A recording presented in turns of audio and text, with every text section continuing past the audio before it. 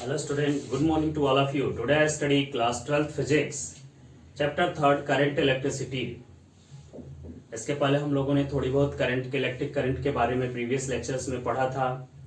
Today I will study about Ohm's law and resistance. तो चलते हैं देखते हैं. एक साइंटिस्ट है जिसका नाम था जॉर्ज साइमन ओम. उन्होंने पोटेंशियल और करंट के बीच एक रिलेशन बनाया कि पोटेंशियल और करंट के बीच क्या रिलेशन होता है. तो उन्होंने कहा कि the current flowing through a substance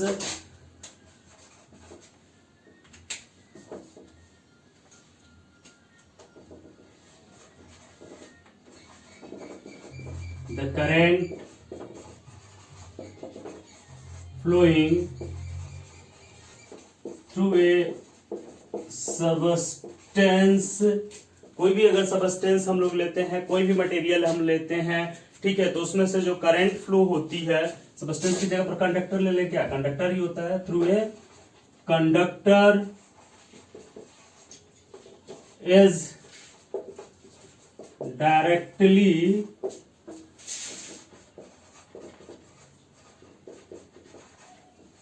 proportional to its potential difference. ठीक है, is directly proportional to its potential difference applied across end of conductor.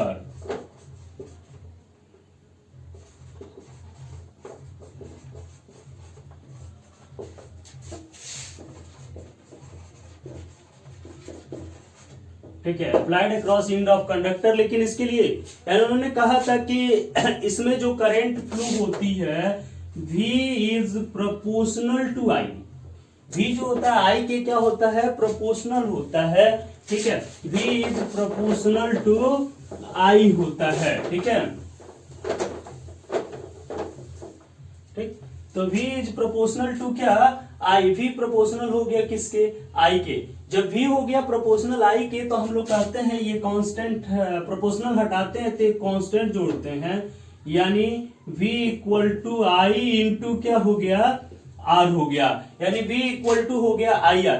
लेकिन current flowing through a conductor is directly proportional to its potential difference, directly proportional to potential difference applied across end of conductor. लेकिन कब, ठीक है, कब होता है, जब temperature and other physical condition, when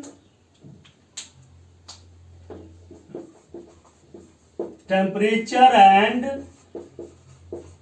other physical conditions are constant.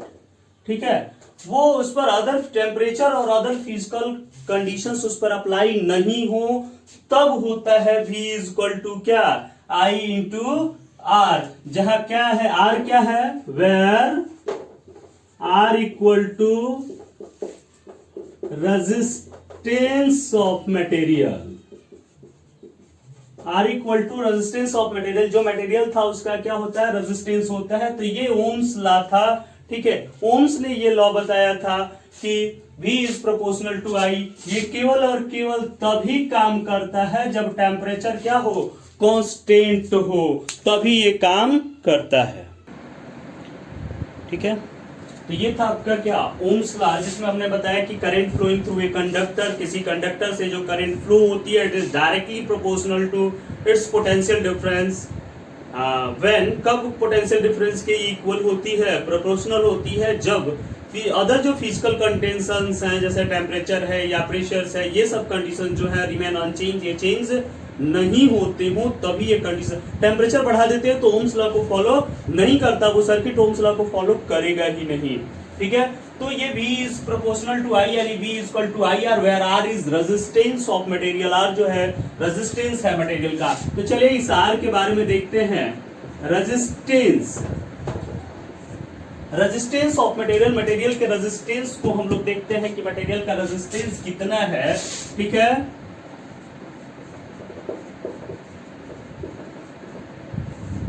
Resistance.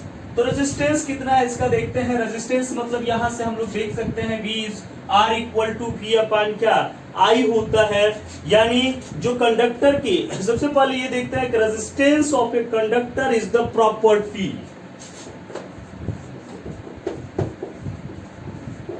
ये ink डाल लेते हैं।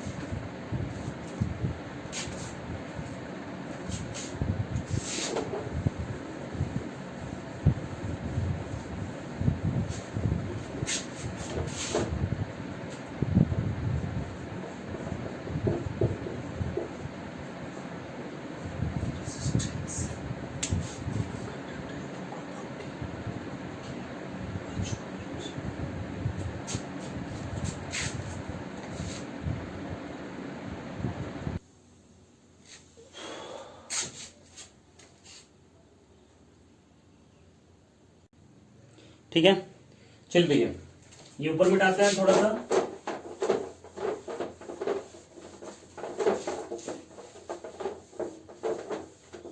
हाँ, रेजिस्टेंस सब लोग पढ़ रहे थे R equal to V upon I। तो यहां से देखिए यूनिट हो गया वोल्ट पर एम्पियर यानी ओम। यानी यहां से क्या हो जाएगा 1 ohm equal to 1 volt upon 1 ampere, ऐसे लिख लो 1 वोल्ट अपान 1 एम्पियर। ठीक है, यानी ओम 1 ओम का डिफिनीशन क्या हो जाएगा, 1 ओम इज द रेजिस्टेंस, ठीक है, 1 ohm is the resistance of a conductor, या ऐसे लिखिए ना, the resistance of a conductor said to be 1 ohm। ठीक है, देखिए 1 ohm है, resistance of a conductor is said to be 1 ohm। ठीक है, किसी भी कंडक्टर का रेजिस्टेंस 1 ohm होगा जब उसमें 1 एम्पियर की करंट फ्लो हो रही है और उसकी पोटेंशियल डिफरेंस कितना हो, 1 वोल्ट हो। यहीं से इसका डिफिनेशन बनेगा। इफ ऐसे भी आप लिख सकते हैं, if current flowing through a conductor is 1 ohm and potential difference across its end is 1 volt, then resistance of a conductor is 1 ohm। तो मैंने लिखा the resistance of a conductor is said to be 1 ohm if a current of 1 ampere, if a current of 1 ampere is flowing through a conductor, is flowing through a conductor applying, flowing through conductor क्या छोड़ दो, flowing through it लिख दो। ठीक है, हो गया, flowing through it applying potential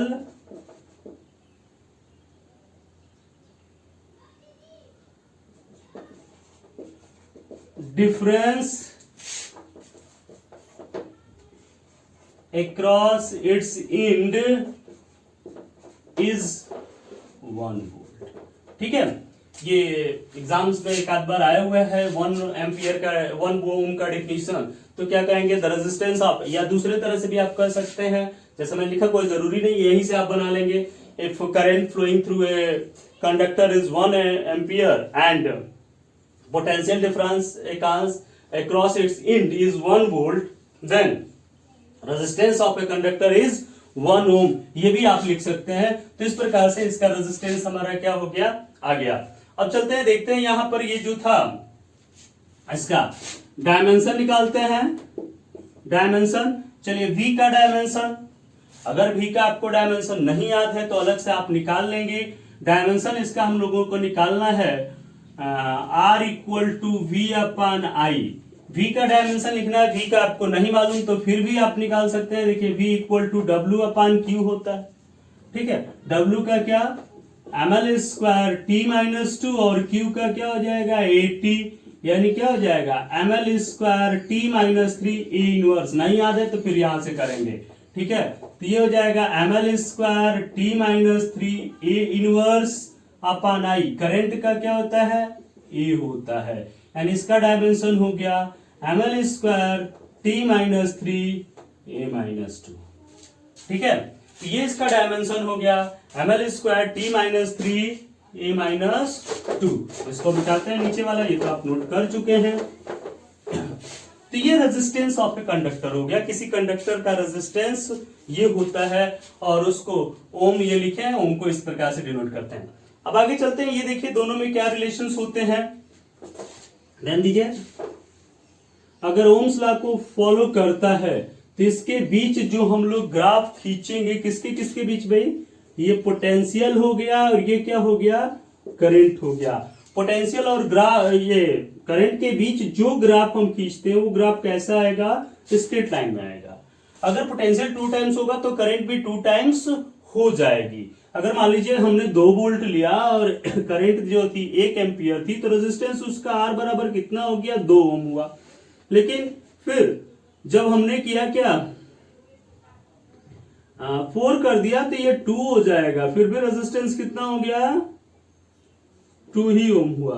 तो इस प्रकार से ये चेंज नहीं हुआ, यानी कांस्टेंट एक स्ट्रेट लाइन बनती है, यहां पर एक स्ट्रेट लाइन आ जाती है। तो V और I के बीच जो ग्राफ खींचते हैं, ये ग्राफ कैसा आता है, स्ट्रेट लाइन ग्राफ आता है। कैसा ग्राफ आता है, स्ट्रेट लाइन ग्राफ आता है। अब रेजिस्टर्स का सिंबल क्या है, कैसे सिंबल्स में दिखाएंगे, ठीक है। Any material which has some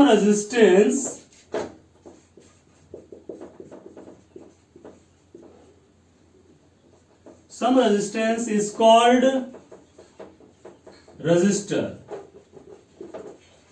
ठीक है। यानी जिसका कुछ भी रेजिस्टेंस होगा उसको हम लोग क्या कहेंगे, रजिस्टर कहेंगे, ठीक है। तो चलते हैं, इसके कुछ सिंबल्स हम लोग देख लेते हैं। ये देखिए सिंबल पहला,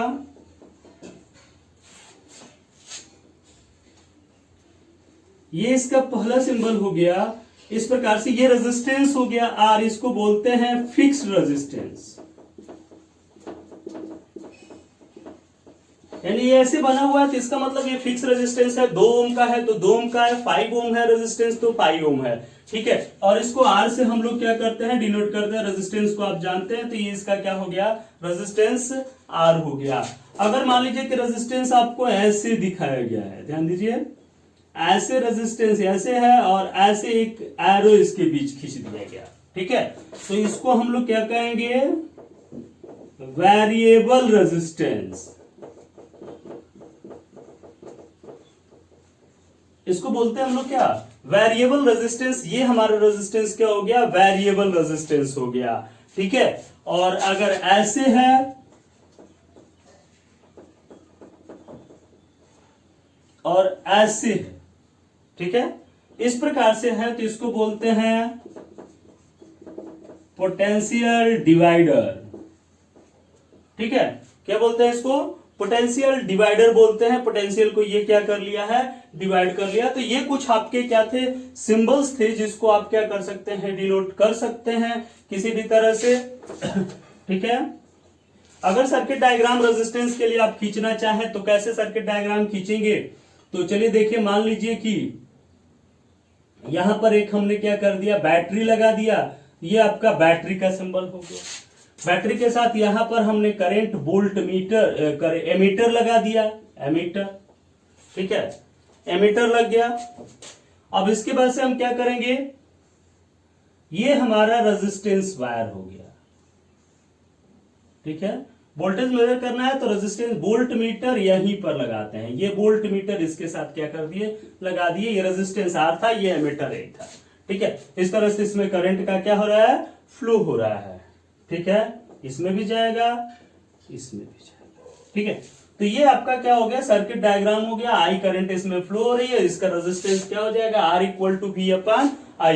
ये इसके पैरेलल में जोड़ेंगे, ये इसके क्या करते हैं, सीरीज में जोड़ते हैं। ये चीजें जोड़ना आपको आना चाहिए, याद होना चाहिए, ठीक है। तो इसको थोड़ा सा नोट करिए, फिर आगे बताते हैं।